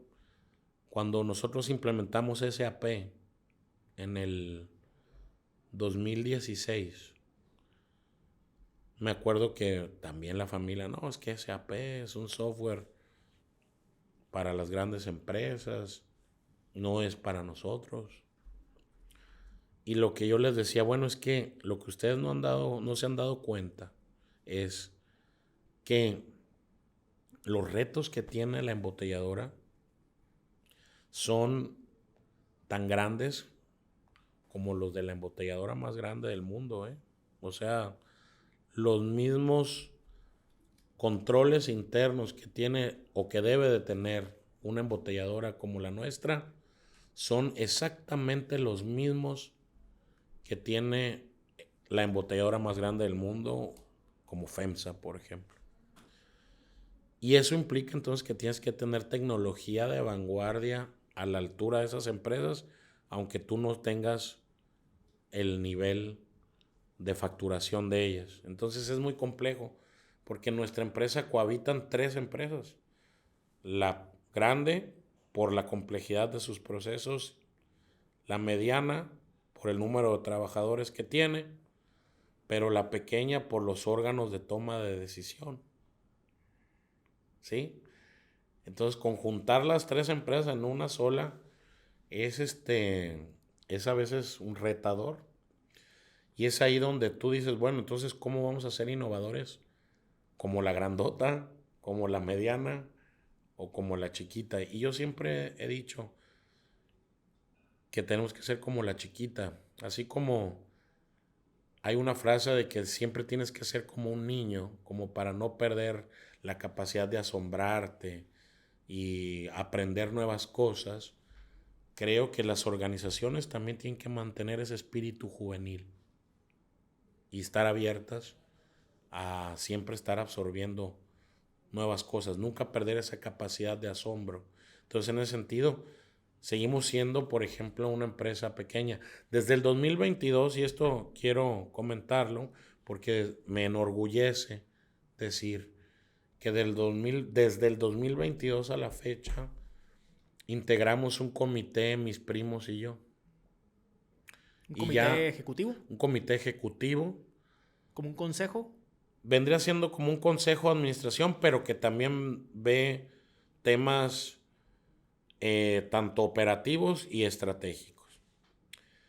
Y en este comité ejecutivo está fungiendo actualmente como director general de la empresa. Entonces yo soy uno de los 5 votos. Somos 5 miembros, somos 5 familias, los dueños del negocio, que son mi mamá y sus 4 hermanos, pero como ellos ya están en los 70s, 80s de edad, entonces a partir del 2022 decidimos hacer un comité, mis primos y yo. Y una de las cosas que yo creo que tuvo la sabiduría mis tíos es en nombrar al comité a sus hijos más pequeños, de tal suerte que por un lado todos más o menos tuviéramos el mismo rango de edad, y por otro lado, para tratar entonces de que más tiempo ese comité le pueda imprimir su estilo dentro de la empresa, y por otro lado, dirimir los conflictos entre iguales. Porque, por ejemplo, imagínate que una de mis tías hubiera puesto a su hijo, el mayor, que tiene prácticamente casi 60 años, contra mí, que tengo 38. Por más que me quiera agarrar a fregazos o lo que sea con mi primo, le merezco un respeto por la diferencia de edades, ¿estás de acuerdo? Entonces ellos tuvieron a bien, a todos nombraron a su hijo menor, que somos millennials. Solo uno de ellos es como que generación X, pero todos los demás somos millennials y somos los que ahorita estamos dirigiendo el negocio. Y eso me llena de mucho orgullo porque hasta ahorita nos tocó levantarnos de la crisis del 2021, del sabor.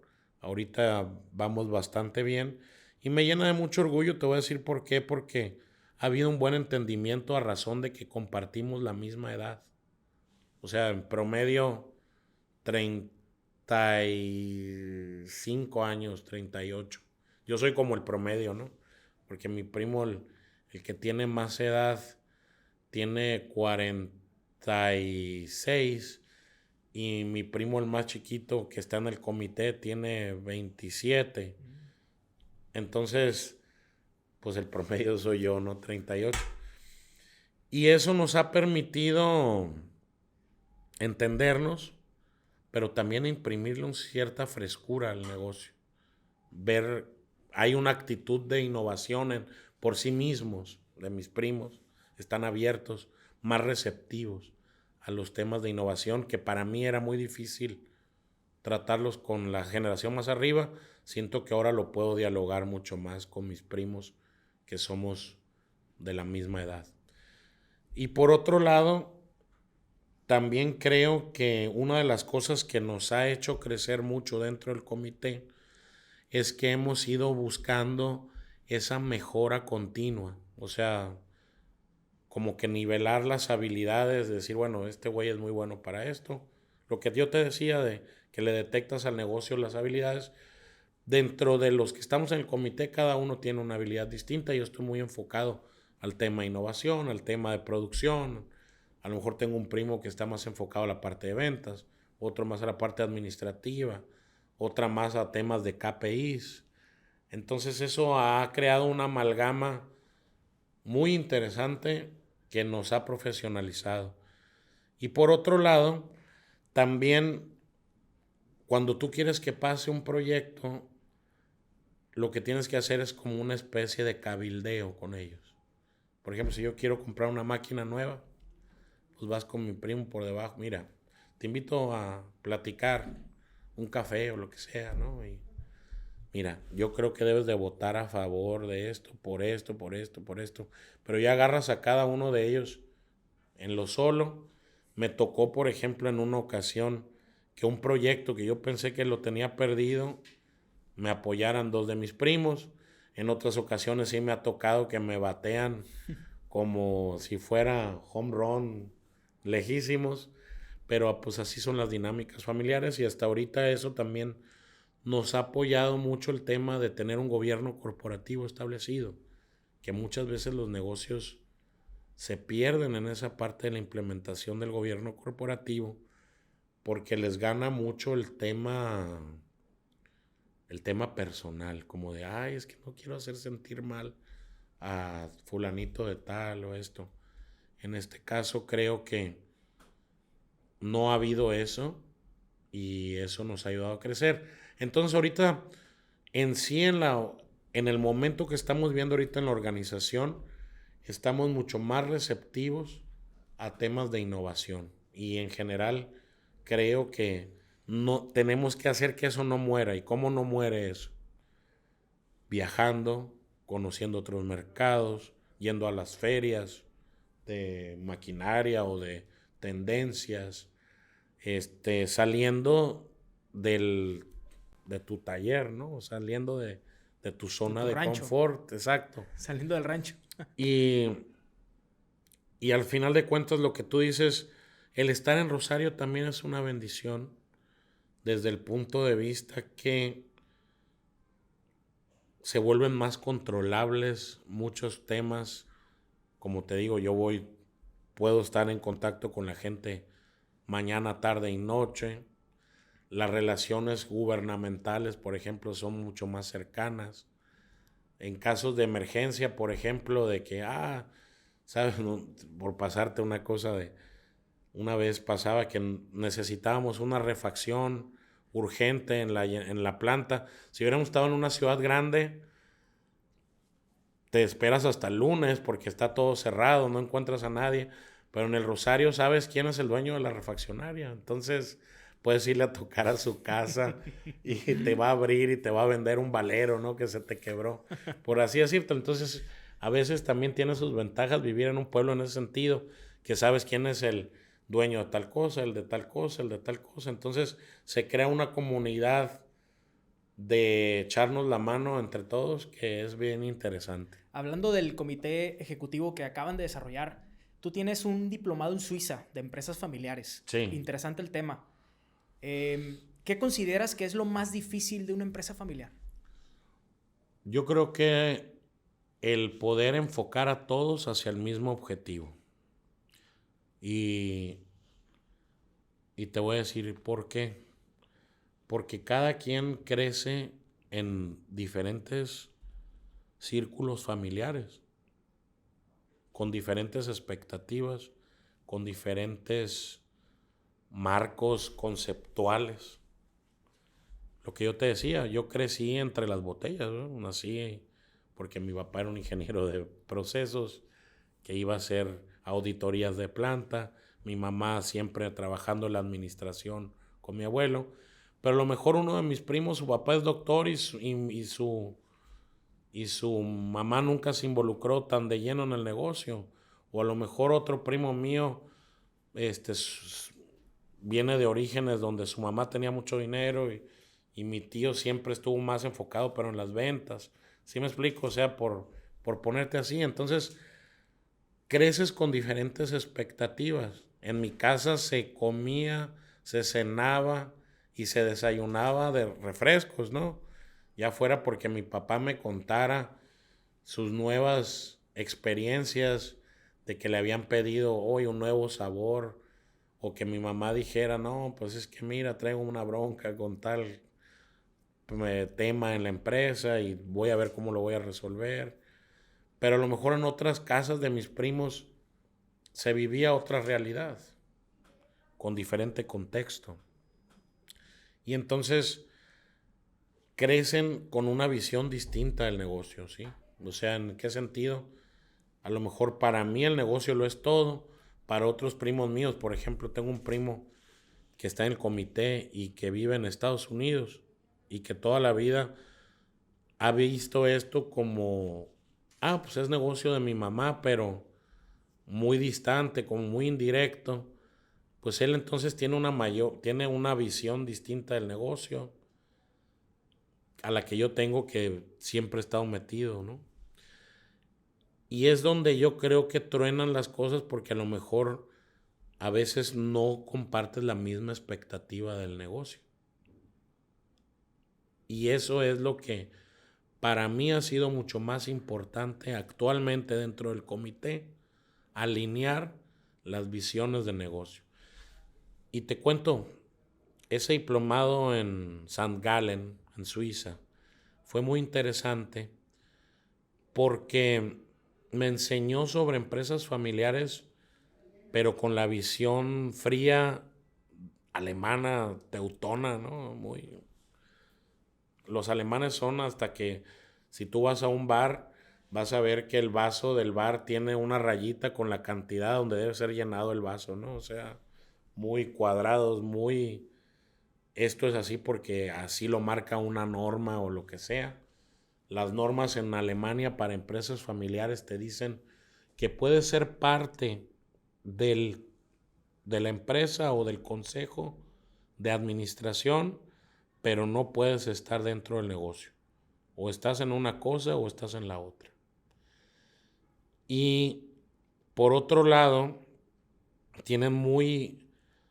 los alemanes y los europeos en general de esta zona germanoparlante, llámese Austria, Suiza, Alemania, son de los países que tienen de las empresas más longevas del mundo.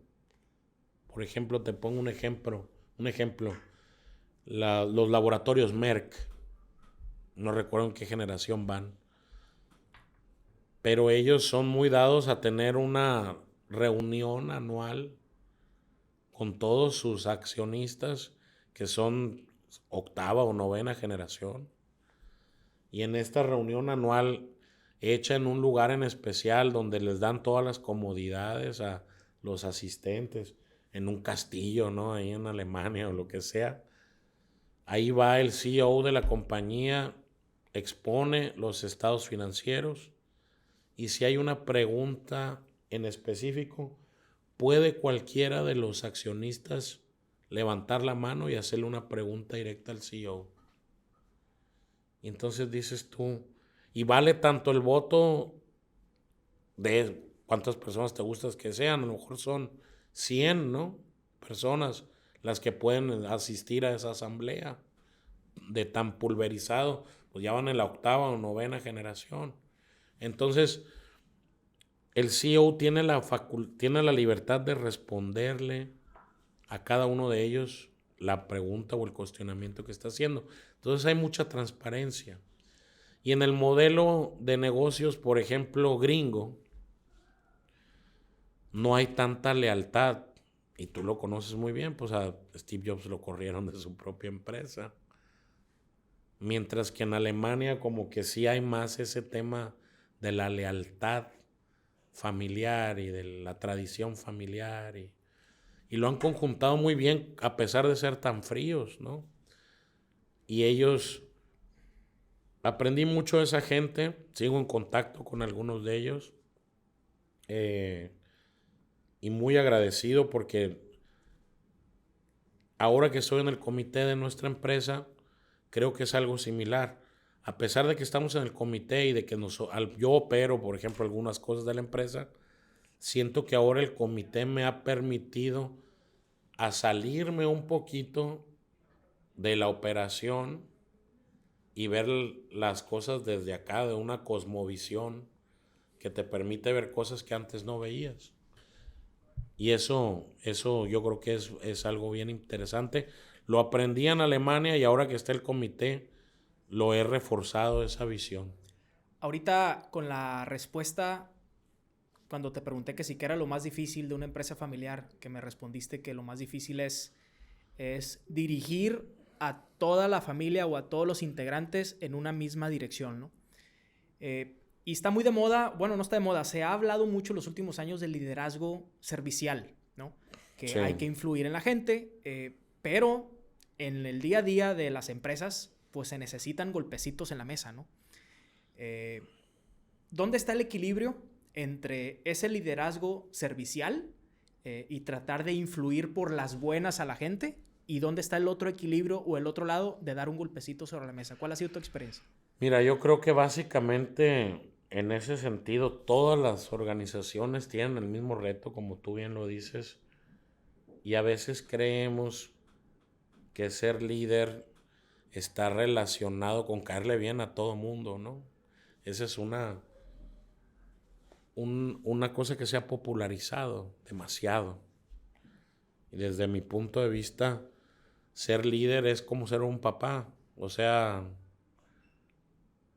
¿quién era tu líder o quién es el que te formó a ti como lo que eres tú el día de hoy?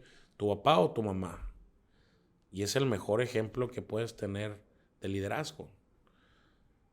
Tu papá puede ser tan consentidor y pasar contigo un rato jugando fútbol en el patio de tu casa, pero también te puede exigir y decirte, a ver, mañana nos vamos temprano y quiero todo el mundo listo a las 7 de la mañana, porque el que no esté en la camioneta a tal hora se queda, ¿sabes? O sea, así son los papás, ¿no? Y yo creo que eso también, esa actitud paternalista es la que debe tener un líder. Y tú debes de saber reconocer, por ejemplo, cuando un colaborador tuyo te está pidiendo un favor auténticamente humano y cuando quiere tirar hueva, ¿no? ¿Sabes? O sea, y como papá debes de saber, digo, ¿cuántas veces no le dijiste también tú a tu mamá o a tu papá, no quiero ir a la escuela hoy, me siento mal? Y yo, la manga, que, ¿sabes? No te sientes mal, que levántate y vete a la escuela. Luego pasaba que a lo mejor sí hablaban de la escuela y te decían, oiga, sí se está muriendo aquí el niño, vengan por él, ¿no? Pasaba. Lo mismo pasa, yo creo, con las organizaciones. Hay veces que llega gente y te dice, oye, ¿sabes qué? Tengo un tema muy complejo, necesito por favor que me des permiso y tú lo ves en las expresiones. Tienes que hacerte tan hábil como aprender a leer las expresiones de la gente, a ver cuando realmente conocer a profundidad la vida de cada uno de tus colaboradores. A veces es muy difícil cuando tienes muchos colaboradores, pero por lo menos te das una idea, saber un detalle de tus colaboradores, porque al final de cuentas ese es tu marco de referencia para saber, ¿me está diciendo la verdad o no, o me está cuenteando, ¿no? Yo, por ejemplo, había veces que hubo un trabajador que una vez llega y me dice, oiga, fíjese que necesito que me preste 5,000 pesos, ¿no? Del negocio, porque tengo una necesidad. Fíjese que me enredé con unos pagos y no pude pagar a conocida tienda departamental, ¿no? Que todo el mundo le debe a esta tienda departamental. Este, ok, de acuerdo. Y le notas su frustración, ¿no? Te lo voy a prestar, ok. Pero como termina de pagar el préstamo y a los 2 meses te dice, oye, no, ya me agarraste de tu puerquito, cabrón. ¿Sabes cómo? O sea, te lo presté una vez. Era para que aprendieras a volver a administrarte, pero no me quieras volver a salir con otro cuento otra vez de esto. Aprendes a leer esas líneas, ¿no? De la gente cuando ya se les vuelve un mal hábito estarte pidiendo favores y cuando realmente son auténticos, como un papá o una mamá. Entonces, yo creo que para muchos niños sus papás son sus héroes. Para mí no hay, creo que es lo mismo. Mis papás son mis máximos héroes. Soy hoy quien soy por mis papás. Y yo creo que ahí tenemos un modelo de liderazgo bien claro.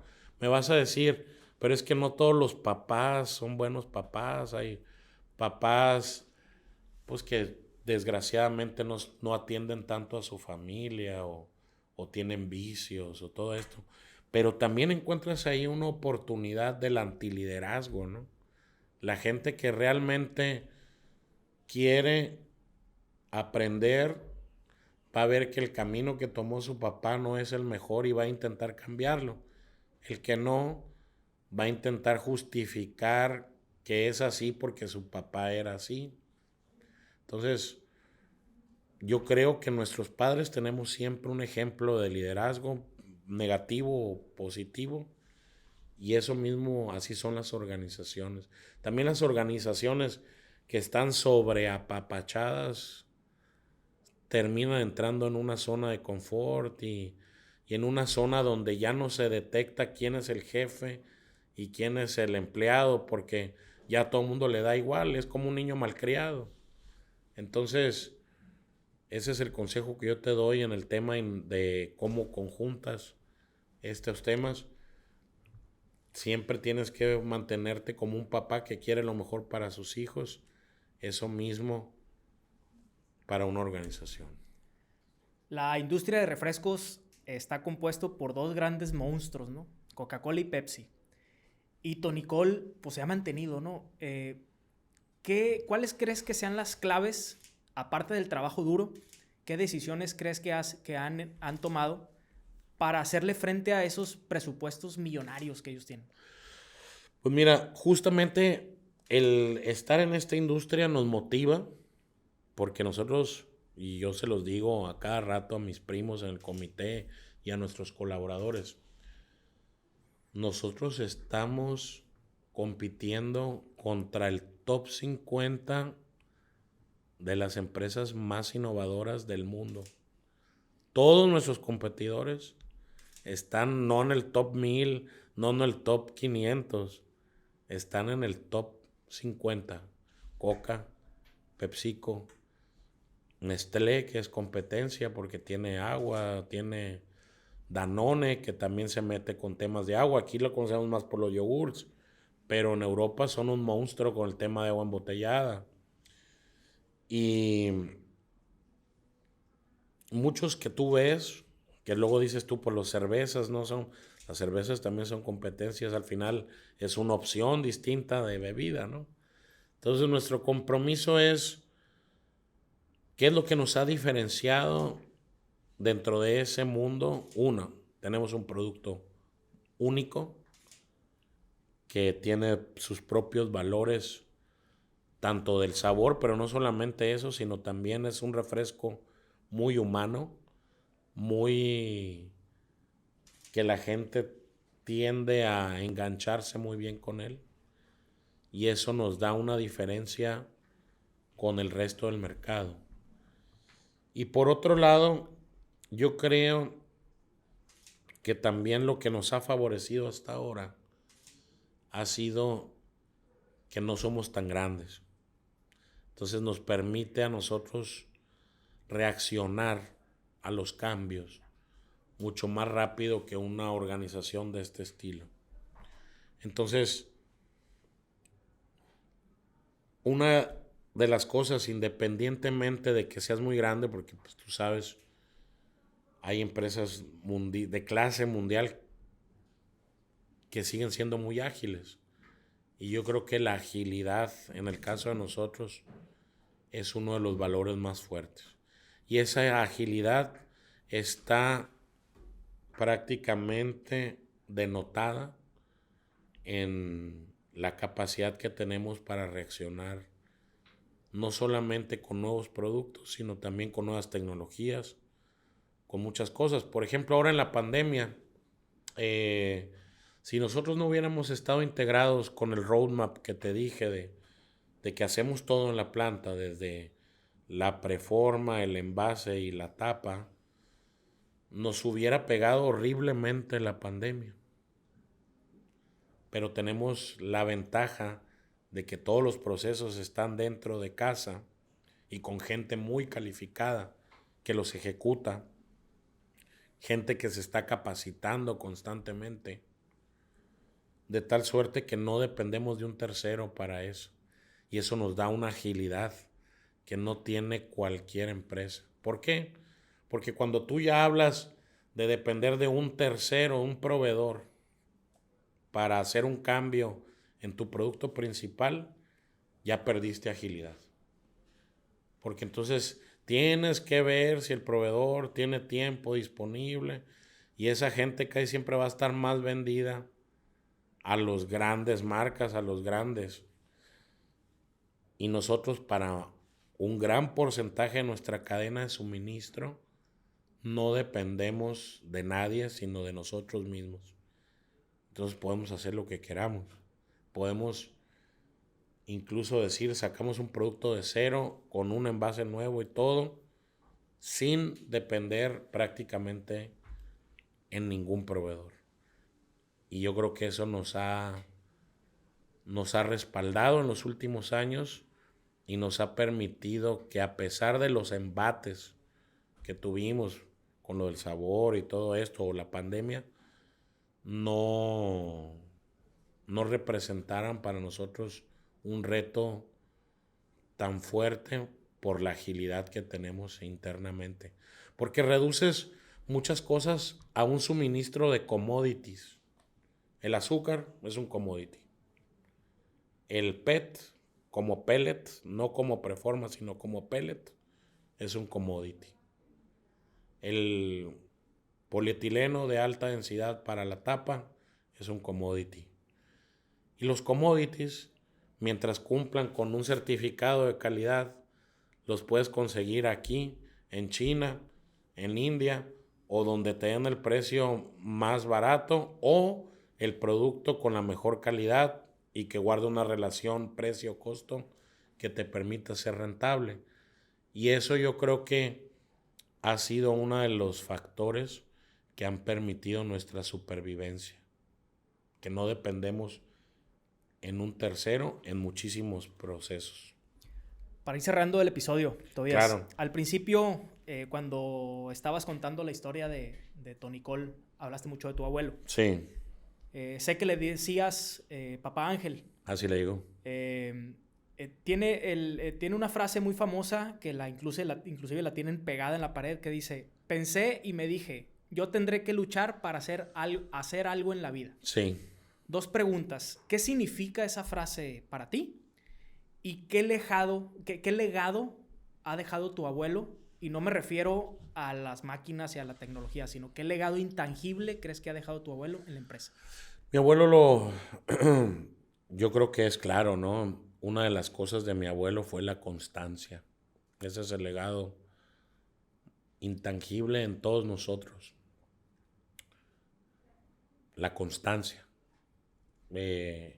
Tan constante que estuvo esperando al taxista con el que trabajaba hasta mediodía porque todavía guardaba una pequeña esperanza de que se apareciera ese día a trabajar. Y por otro lado, la esperanza también, porque mi abuelo siempre tuvo la esperanza de que venían tiempos mejores ante la adversidad, o de que también tenía la esperanza de que su negocio fuera a ser algún día una de las grandes refresqueras de México. Hoy por hoy te digo que quedamos muy poquitas refresqueras independientes en México, y el sueño de mi abuelo de alguna u otra manera se está cumpliendo. La constancia y la esperanza. Y esa frase que tú mencionas de pensé y me dije, yo tendré que luchar para hacer algo en la vida, se lo dice a sí mismo cuando te contaba que su papá le dice, Ángel, pues con la pena, pero pues te tienes que quedar a ayudarme a mantener a la familia. Y es entonces cuando él dice, ¿sabes qué? Pues aunque no pueda ir yo al Colegio Civil Rosales, tengo que luchar para hacer algo en la vida. Y pues te habla de un valor muy bonito, ¿no? Que es pues realmente no dejarse caer, never give up, dicen los estudiosos hoy en día. Eso yo lo conocí desde toda mi vida a través de mi abuelo.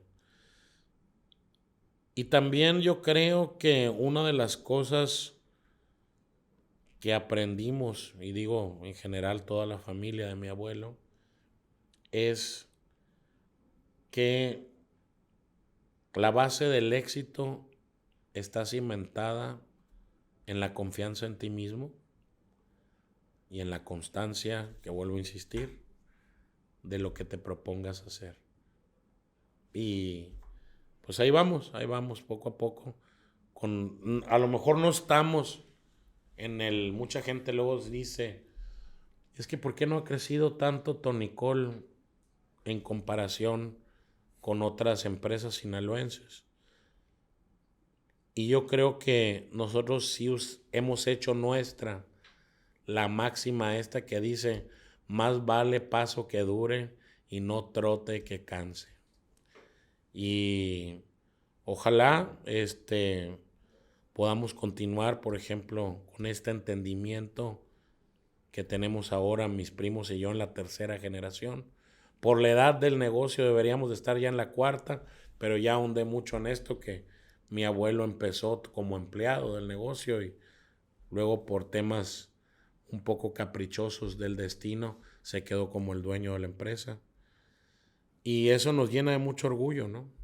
Porque cuántos negocios luego mueren en el intento. Y hoy por hoy te puedo decir que somos de las pocas empresas sinaloenses que están en una tercera generación y que a veces tienes ese tabú de decir que las empresas mueren en la tercera generación. Yo la verdad te puedo decir que estoy muy contento y muy orgulloso de la tercera generación de nuestro negocio. Y estoy seguro que van a ver el podcast mis primos y se los refrendo aquí con miles de diferencias que podamos tener.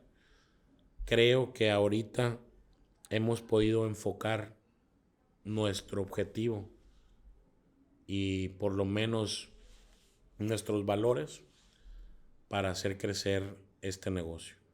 Y eso es lo que tenemos pensado, en la unidad de nuestro objetivo y de nuestros valores. Estoy muy agradecido contigo, Tobías. Yo quisiera, antes de terminar, te traigo un libro. Muchas gracias. Este libro contiene la historia de Tonicol, del Manantial, que es el nombre de nuestra empresa, pero también contiene la historia de todos los refrescos mexicanos. Es bien chistoso porque este libro lo escribe mi amigo Marco Levario Turcot, el director de la revista Etcétera, uno de los más polémicos tuiteros que hay actualmente en la red, pero que realmente es un tipo que le apasionan los refrescos. Y él, haciendo una investigación, y esto, modestia aparte, te puedo decir que somos la marca de refrescos más antigua de Latinoamérica, aún actualmente en producción. Yo hace rato te decía que éramos la segunda marca de Sinaloa, marca como tal en todos los rubros, pero como marca de refrescos somos la marca más antigua en Latinoamérica. Lo puedes checar en Google. Y esa investigación la hizo Marco, un gran amigo, y me invitó a escribir el prólogo del libro. Entonces, te lo entrego con muchísimo gusto. Aquí atrás, si te fijas, trae el logotipo de Tonicol. El tonicolito por atrás. Ok, muchísimas gracias. Con mucho gusto, Te agradezco. Bueno, no te traje un tonicol, perdón, ese cómpralo en alguna tienda. Oye, Tobias, quiero comprometerte públicamente porque quiero ir al Rosario, a ver, ojalá se me haga muy pronto y que me puedas dar un tour en la planta. Con muchísimo gusto. La neta, me encantaría conocer y probar un tonicol de vidrio, que ya casi no lo encuentro. Ahorita no estamos haciendo vidrio y qué bueno que lo mencionas. Con la nueva normativa, tienes que tener el octágono, que dice exceso de calorías. Y entonces nosotros teníamos, todas las botellas de tonicol tienen una técnica que se llama Applied Ceramic Labeling, ACL, que es cerámica impresa en la botella. Entonces, esta tenía la normativa anterior que eran unas GDAs, que son como una especie de huevitos, que te decían tantas calorías, tantos azúcares. No sé si los viste antes. Sí, claro. Como unos huevitos, como 5 o 6 huevitos, ¿no? 5 huevitos en la etiqueta. Entonces, ahorita nos los prohíben vender este producto así. Todo el envase que tenemos de vidrio tiene este tema. Entonces, ahorita lo que estamos haciendo es una reconversión de tal suerte que ya mejor, independientemente si cambian la normativa o no, vamos a usar un envase liso al que le vamos a poner una etiqueta como el de la cerveza o como el de... Y entonces ya va a tener el octágono. Estamos en esa modificación. Entonces ahorita no hay vidrio, pero como si fuera de vidrio. La verdad es que ahora el tonicol de PET es ámbar. Y cuando haya vidrio, créeme que te voy a mandar otra vez, o vas tú al Rosario. No, era un pretexto, pero sí me gustaría conocer la planta. Te agradezco mucho, Tobias, que hayas manejado casi 2 horas y media para venir al podcast. Sé que tienes más pendientes, pero también vienes a esto. Claro. Mi admiración total, mi estimado. Te considero un nuevo amigo. Muchísimas gracias por contar la historia completita y por llenarnos de sabiduría en el episodio. ¿Algo que quieras agregar? Si la gente te quisiera contactar, alguien que nos escuche, ¿cómo le haría para contactarte? Bueno, tengo mis redes sociales. Todas mis redes sociales son TL Solorza, como mi Tobías Lozano Solorza. Solorza, la primera es con S y la segunda con Z. Ahí tengo Instagram, Twitter, Facebook, LinkedIn. Y TikTok. Bueno, pero en TikTok no estoy tan activo. En TikTok nada más veo TikToks, casi no me gustan. A lo mejor tendría que poner a alguien que me ayude a producir mis TikToks, pero son muy educativos. La verdad es que el TikTok, ahí fue donde vi tu podcast, me encantó. Gracias. Empecé a ver los primeros los primeros invitados, y conforme fui evolucionando de verlos, te vuelvo a repetir, aprendo mucho de tus podcasts. Gracias. Me llamó la atención y luego tú me contactaste. Entonces, muchísimas gracias. Te agradezco a ti. Nos vamos a ver muy pronto y nos vemos en el siguiente episodio. Muchísimas gracias. Este episodio es presentado por Espinosa de los Monteros Seguros y Fianzas. La gran mayoría de los empresarios más importantes del país cuenta con una larga trayectoria y experiencia en sus giros, lo cual los ha ayudado a entender la importancia de proteger sus negocios de los diferentes riesgos que puedan surgir y que, sin importar en qué se especialicen, siempre evalúan las situaciones que podrían presentarse para buscar reducir los riesgos que puedan amenazar la operación de sus negocios. El método más efectivo para reducir los riesgos es transferirlos a una póliza de seguro. El despacho Espinosa de los Monteros, siempre fomentando la cultura de la prevención y protección, trabajan de la mano de sus clientes identificando riesgos potenciales y diseñando las mejores estrategias necesarias para minimizarlos. Con prácticamente 50 años de experiencia en el sector, se ha distinguido por la transparencia en sus procesos, trabajando con las mejores aseguradoras de México, Ofrece soluciones de seguros y fianzas personalizadas que se adaptan a los requerimientos específicos de cada cliente, comprometido a acompañarte en todas las etapas, desde la identificación, diseño e implementación de tu cobertura hasta el proceso de reclamación por siniestros ante las aseguradoras y afianzadoras para obtener siempre el mejor resultado, transmitiendo la confianza y tranquilidad que necesitas. Espinosa de los Monteros, de Seguros Responde. Visita www.seguros.mx para más información.